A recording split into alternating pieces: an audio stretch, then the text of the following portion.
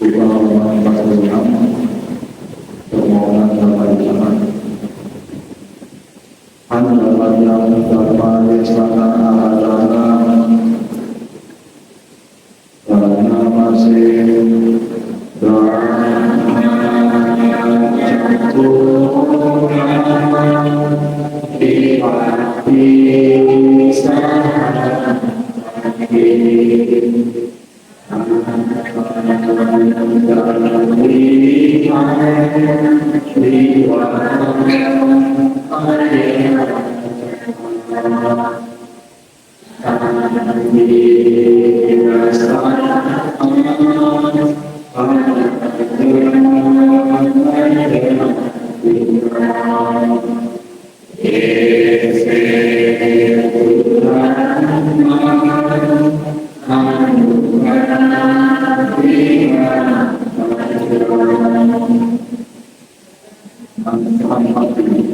sangat masalah ini dari saya mohon di alam semesta ini agar makhluk-makhluk yang memiliki sendiri untuk dimakan mereka ada yang kasih saya kepada mereka.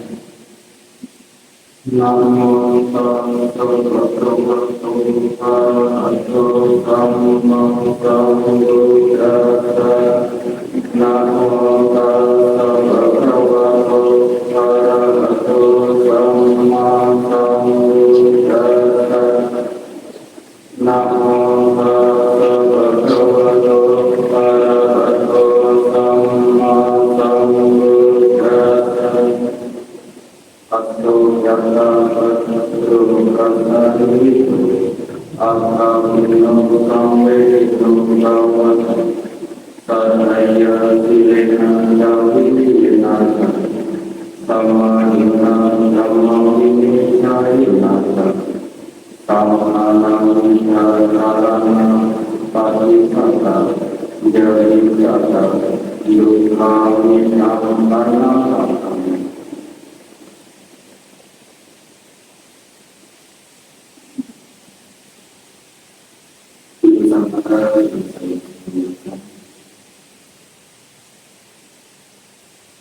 Ramai begitu pasca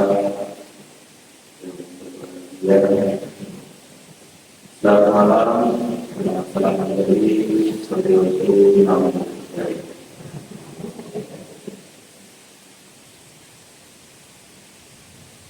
sebuah orang baik semua disangka kepada itu semuanya dapat mengumpul kembali di wihara bersama wihara ini. Sebuah karma baik ini bisa datang melaksanakan seperti mendengarkan drama. Semoga dari tempat ini kita senantiasa berdoa walaupun saya pertama kali mendapatkan amanah tugas untuk menyampaikan firman pada kesempatan pada hari ini. Yang kita kenal nama Abangnya. Sebetulnya perkenalan dulu. Katanya kalau tak kenal mengenal. Nama saya, nama bahasa badannya Bante Besaran. Nama pasangannya Beki Prasetya. Saya berasal dari Pulau Jawa paling ujung, tahu mana? Banyuwangi.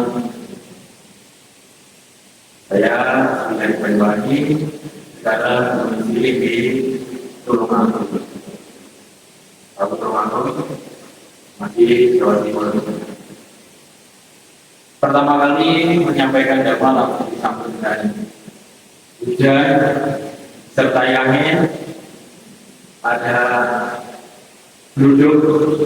Ini namanya apa? Kalau halilintar, petir, banyak namanya duduk. Maka dicampur dengan hujan serta angin yang cukup deras. Ya. Kita sebagai umat Buddha, siswa dari luar Buddha pertama, dianjurkan untuk selalu berbuat baik, menanam kebajikan, menjalankan sila. Kalau umat rumah tangga menjalankan 5 sila, kadang pada waktu wisata menjalankan 8 sila. Kalau kami, para ibu, menjalankan 227. Orang yang menjalankan sila senantiasa akan mendapatkan kebajikan. Selain kebajikan, juga akan mendapatkan kebajikan. Bapak Ibu dalam berbiara pasti dengan tujuan baik, niat baik, dengan penuh keyakinan terhadap Buddha yang mendatangkan mau datang ke wilayah. Walaupun cuaca tidak mendukung, yang awalnya terang benderang, nanti pulang kemungkinan masih hujan.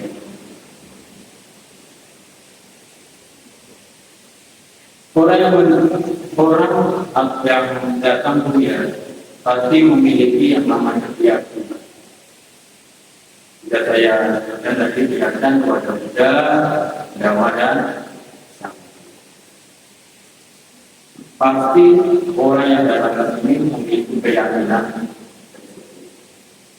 Kita tahu yakin. Orang yang datang ke wihara belum tentu dia berbahagia. Benar atau benar? Kebanyakan orang datang ke wihara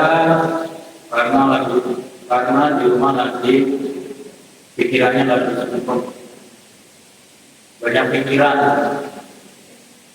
lagi berseteru dengan temannya, ada yang lagi putus cinta, ada di sini putus cinta. Biasanya orang-orang begitu pasti datang ke kita. Setelah datang ke kita, katanya damai, bahagia. Tetapi setelah pulang, kalau lagi. Maka dari itu kita harus selalu menanamkan yang namanya keyakinan kita kepada Buddha, Dhamma dan Sangha, kepada acara beliau. Setelah kita mempunyai keyakinan, kita diajarkan oleh Buddha, diajarkan oleh para ibu, diajarkan untuk selalu berbuat baik. Berbuat baik yaitu dengan cara yang benar, yaitu dengan berdana. Berdana adalah cara berbuat baik yang sangat mudah. Sangat mudah kalau dibicarakan, tapi sangat sulit untuk dilakukan. Maka dari itu kita dianjurkan berbuat baik sedikit demi sedikit, berdana sedikit demi sedikit. Karena kalau kita menimbun kebajikan sedikit demi sedikit, lama-lama akan menjadi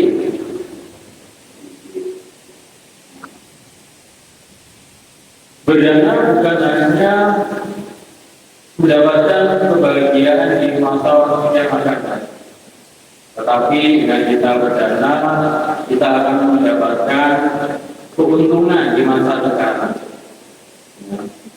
Keuntungannya apa?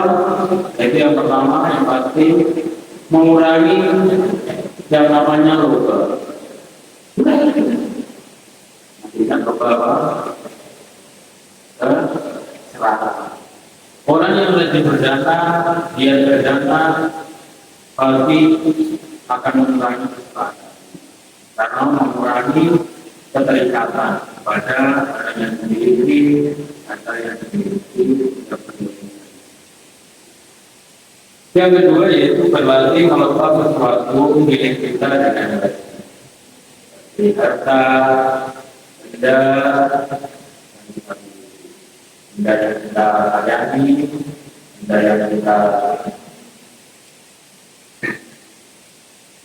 miliki di rumah, kita melepas, belajar melepas. Yang ketiga, melatih diri agar kita selalu melekat pada sesuatu. Dengan berdana, kita sudah pasti tidak akan melekat kepada hal sesuatu. Contohnya, melekat pada makanan. Ya, sekarang contoh, kalau kita melekat kepada sesuatu, pada makanan, akan menimbulkan penderitaan. Karena tidak mendapatkan barang itu, karena ingin sekali barang itu, dan tidak keturutan, akhirnya sedih, menangis. Nangis, sedih itu adalah penderitaan. Lalu berdana tidak hanya bermanfaat pada saat ini saja, tapi bermanfaat juga kepada masa yang akan datang. Manfaatnya apa? Kita kalau nanti dilahirkan kembali sebagai manusia, kita akan menjadi orang yang kaya raya, banyak harta, orang yang berkehidupan. Yang kedua, dilahirkan kembali di alam yang menyenangkan, di alam surga. Senang nggak kalau dilahirkan kembali? Syaratnya nanti harus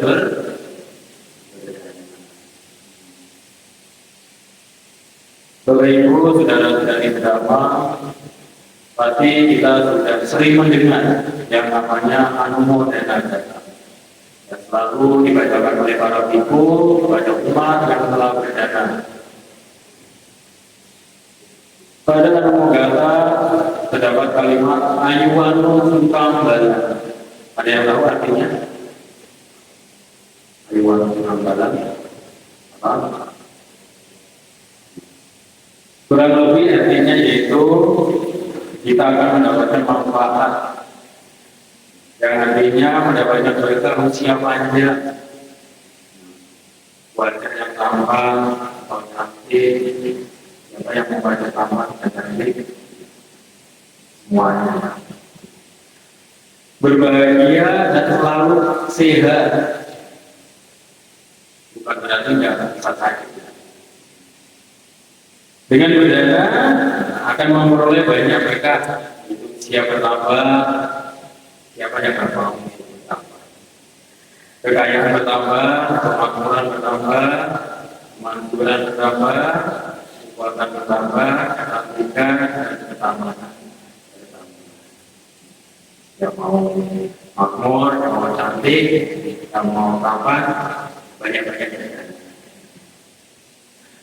Terus berdana, ada yang tanya, Bante, kalau berdana di tempat yang tepat itu di mana? Buddha mengibaratkan orang menanam pohon, menanam tanaman agar bertumbuh dengan subur. Kalau menanam buah, maka agar bertumbuh subur, berbuah lebat, harus menanamnya di tempat yang subur, tempat yang baik. Tempat yang subur, tempat yang baik itu kepada siapa? Yaitu salah satunya kepada biku sabar.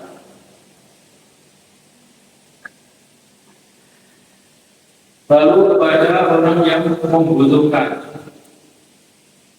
Lalu kepada orang-orang yang memiliki sila yang bagus, orang-orang yang menjalankan sila, orang-orang yang berperilaku baik. Lalu kepada ayah dan ibu, itu juga ladang yang khusus untuk kita belajar. Kenapa? Karena ayah dan ibu adalah orang yang merawat kita. Ibu adalah orang yang melahirkan kita, yang mengandung kita. Berapa lama? 10 hari, 10 bulan. 10 bulan, 10 hari. Umumnya begitu. Maka kita harus berbuat berbakti kepada orang tua, balas budi kepada orang tua. Jasa orang tua tidak bisa dibalas cukup dengan uang, dengan harta. Tapi orang tua cukup dirawat sampai tua, didampingi anaknya terus menerus sampai tua. Itu adalah pengabdian atau berbakti kepada orang tua yang sangat luar biasa. Orang tua tidak meminta harta kita, tetapi meminta perhatian kita pada waktu usia tua orang tua kita. Nah, selalu merawat pada sakit, selalu ada di sampingnya pada saat orang tua kami ada. Kebanyakan anak muda sekarang kalau sudah lulus sekolah, sudah dapat kerjaan, langsung kemana? Orang disuruh pulang, maknya katanya belum dapat rezeki. Masih rezekinya masih. Orang tua merupakan tempat yang sangat baik untuk kita belajar bagi anak-anaknya. Dan mengandung, ibu telah memberikan perawatan kepada kita, kepada anak-anaknya yang masih dalam kandungan. Setelah kita lahir, ibu akan memberikan air susu untuk kehidupan anak-anaknya. Ibu dan ayah memang pantas mendapatkan penghormatan. Orang tua di rumah diibaratkan oleh kaum muda sebagai preman, patut dihormati, patut disayangi.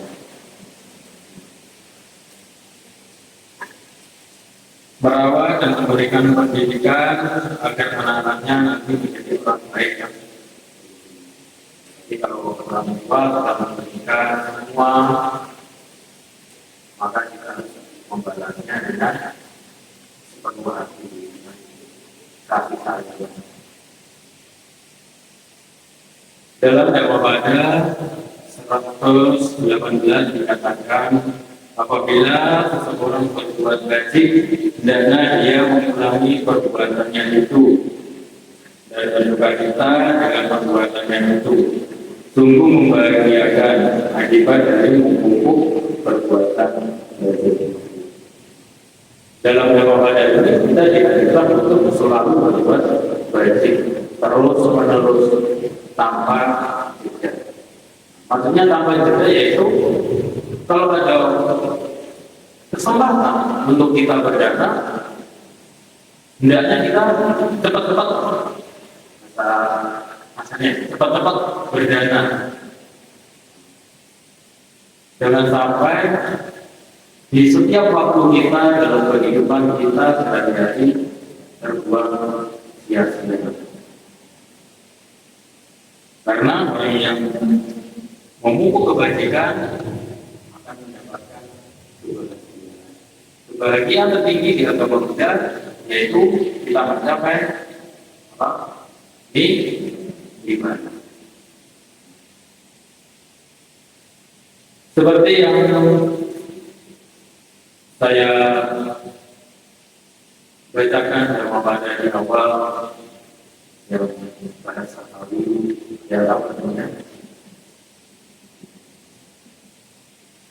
Artinya yaitu ini di Dhammapada 114. Nanti bisa dicek di buku Dhammapada atau di Google ada. Dan artinya bagaikan seekor kuda yang berlatih baik, walaupun sekali saja merasakan campuran, segera menjadi bersemangat dan berlari cepat. Demikian pula halnya dengan orang yang rajin, penuh keyakinan, memiliki sila, semangat, konsentrasi, dan menyelidiki ajaran benar dengan bekal pengetahuan dan tingkah laku sempurna serta memiliki kesadaran akan segera meninggalkan penderitaannya. Maksud dari Dhamma Badan ini yaitu kita sebagai orang yang bijaksana, orang yang berlatih sila dan baik. Kalau kita melakukan kesalahan dan ditegur orang, ditegur itu ibaratnya kuda yang dicabut. Kuda kalau dicabut berlari malah indah. Kuda yang dicabut itu akan larinya semakin cepat. Begitu dengan kita. Kalau dinasehati, kalau ditegur, apa ya? Kita marah-marah. Tapi kita harus menerimanya. Dengan bersemangat kita memperbaiki kesalahan kita dan tidak mengulangi kesalahan itu. Berkaitan dengan Dhamma Badan itu, ada badannya membahas ini ada cerita tentang kuda juga. Dalam anggota Nikaya, nanti bisa dilihat di salah satu sutanya itu bernama Kesi Sutta. Kesi Sutta ini adalah seorang pelatih kuda, pelatih sama penunggang kuda sama pemuda.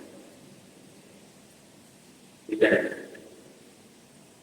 Kalau yang mengendarai ilman itu namanya usir. Kalau pelatih kuda namanya tidak ada namanya. Pelatih kuda. Jadi Kesi ini adalah seorang pelatih kuda, bukan pengendara kuda, tapi pelatih kuda. Suatu saat dia berkunjung kepada sang kuda, memberi penghormatan perdana kepada sang kuda. Setelah melakukan penghormatan perdana kepada sang kuda, lalu sang kuda bertanya. Sang kuda tidak tahu kalau Kesi ini pelatih. Sang kuda bertanya, Kesi, bagaimana engkau caranya melatih seekor kuda agar dia nurut, disiplin, jinak? Gimana? Sang kuda bertanya. Lalu Kesi menjawab, Bante, saya dalam melatih kuda memiliki 4 cara.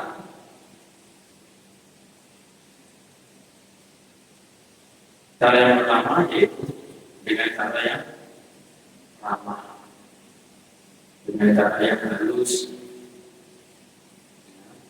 dikasih makan, tidur yang baik, dimandiin, dirawat. Itu adalah cara yang pertama.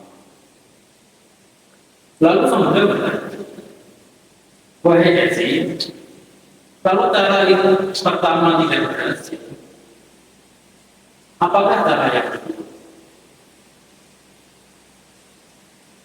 Bante, bila cara pertama tidak berhasil, cara yang kedua yaitu dengan cara kasar. Kalau kuda, kalau sekali marah pasti ngamuk, Anda. Ini yang dilakukan Kesi. Bila kudanya dilatih secara halus, secara baik-baik, dilatih secara baik-baik malah pandang-pandang, terus apa namanya kalau di Jawa itu namanya nyunggang, nyeruduk. Akhirnya Kesi melakukan cara yang kedua yaitu dengan cara kasar. Yaitu dengan cara cambuk. Kalau dicambuk kan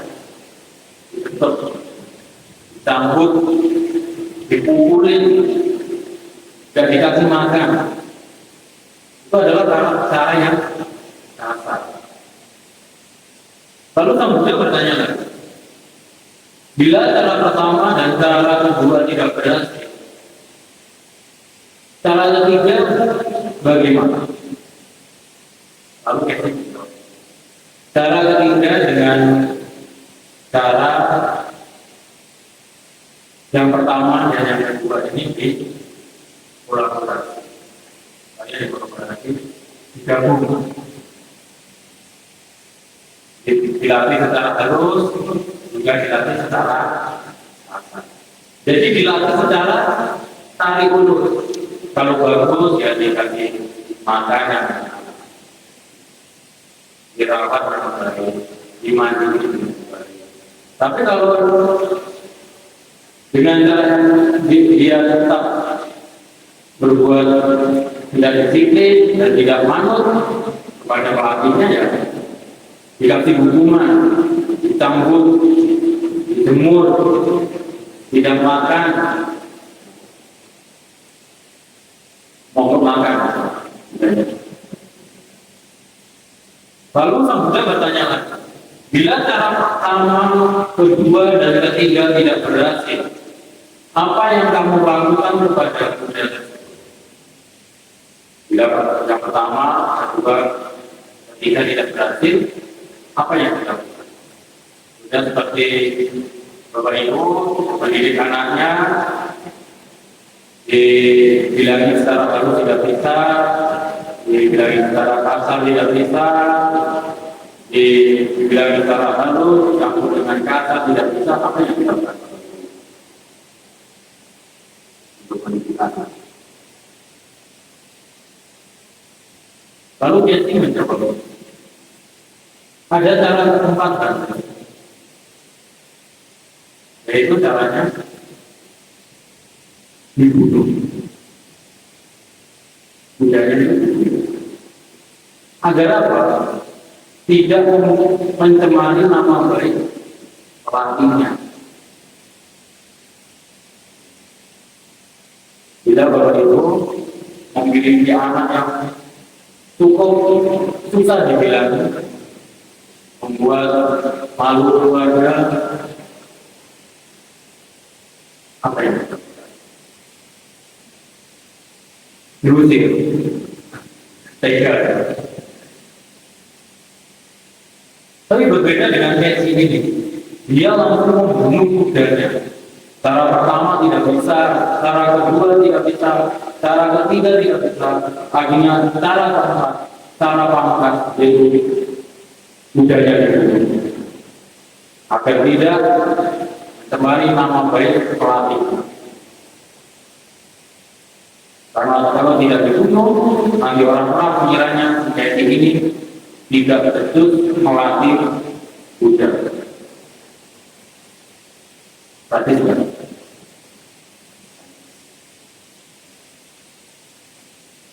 Setelah itu Resi kembali bertanya kepada Sang Buddha, Bante, bagaimana cara Bante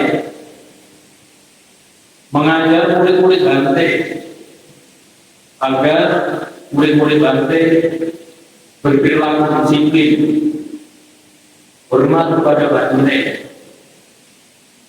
selalu berbuat baik, selalu berbuat kebajikan, dan tidak malu-maluin Bante?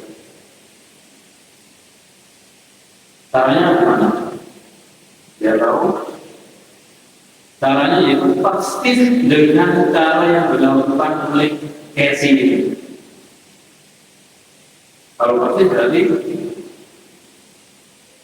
sama atau tidak? Kalau persis itu hampir sama.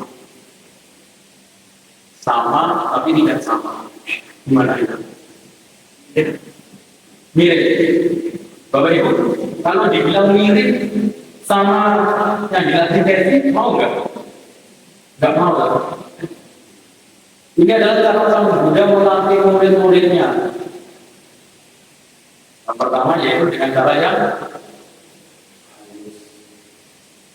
diajari dengan yang ramah, lembut, tidak dengan cara kekerasan. Terus Kesi bertanya kembali kepada Sang Buddha. Bila cara pertama tidak bisa, cara kedua apa yang dilakukan? Apa? Jadi cara kedua Kesi apa? Dilakukan dengan kasar.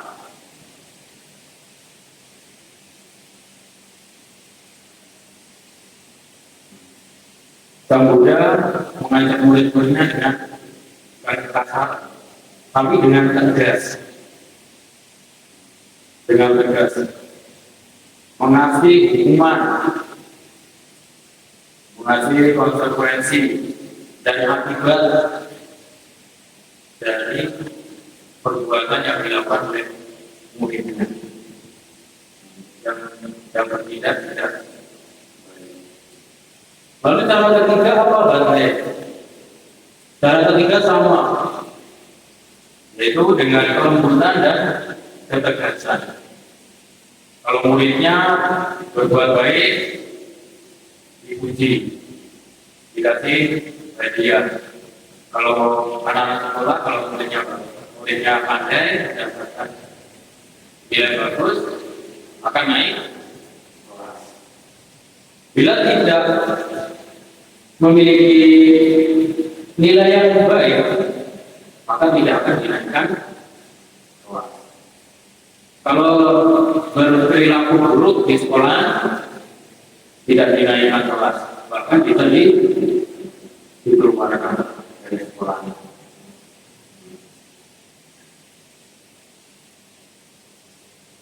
Lalu cara ketiga gimana? Cara keempat. Kalau cara satu tidak berhasil, cara lembut tidak berhasil, kasar tidak berhasil, dengan cara lembutan dengan kasar tidak berhasil, apa yang dilakukan Sang Buddha untuk mendisiplinkan murid? Jawaban Sang Buddha sama, membunuh muridnya itu. Lalu Kesi bertanya kepada Sang Buddha, Bante, bukannya seorang samana, seorang sama Sang Buddha, Sang Tathagata tidak boleh membunuh? Boleh nggak membunuh? Sang Buddha boleh membunuh nggak? Tetapi Sang Buddha untuk mendisiplinkan muridnya dengan cara keempat, yaitu dengan membunuh. Membunuh di sini bukan berarti menghilangkan nyawanya. Ini yang dilakukan. Hanya istilah membunuh, tidak menghilangkan nyawanya. Dengan cara apa? Diabaikan, dituaikin, tidak diajar lagi. Diajar itu maksudnya tidak pelajaran bagi petunjuk. Tidak diajar lagi.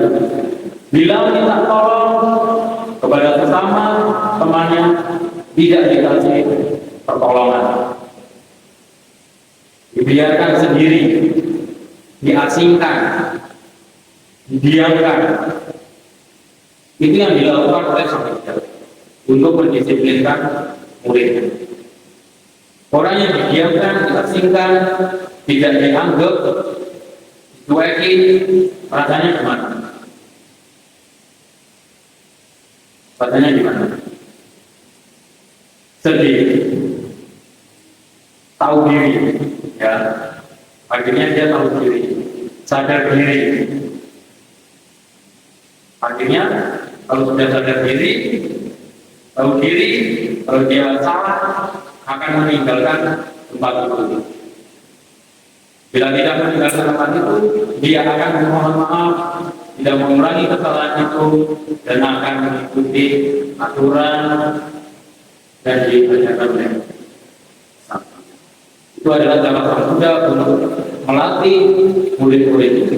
Sama dengan yang dilakukan Kesi, melatih budaya. Kalau Devi membunuh budaya, menghilangkan nyawanya. Kalau Sang Buddha membunuh apa ya? Ketidaktahuan. Terus pengotor berarti kebodohan. Dia jangan membunuh kebodohan di setiap hari. Agar bersikap disiplin, menjalankan sila dengan baik, menjalankan samadhi dengan baik, dan terus berbuat kebajikan, menanam kebajikan setiap saat. Dari cerita itu dapat kita ambil kesimpulan, yaitu bahwa setiap manusia itu memiliki karakter dan kapasitas belajar yang berbeda, sehingga setiap proses belajar itu membutuhkan pendekatan yang fleksibel. Fleksibel apa? Yang fleksibel, lembut, tidak tegas, dan kombinasi keduanya. Namun, jika seseorang benar-benar menutup diri dari kebaikan, bentuk hukuman tertinggi dalam ajaran Buddha bukanlah kekerasan fisik. Hukuman di agama Buddha bukan dengan cara kekerasan fisik, melainkan dibiarkan, diabaikan, karena mereka kehilangan kesempatan berharga untuk berkembang baik.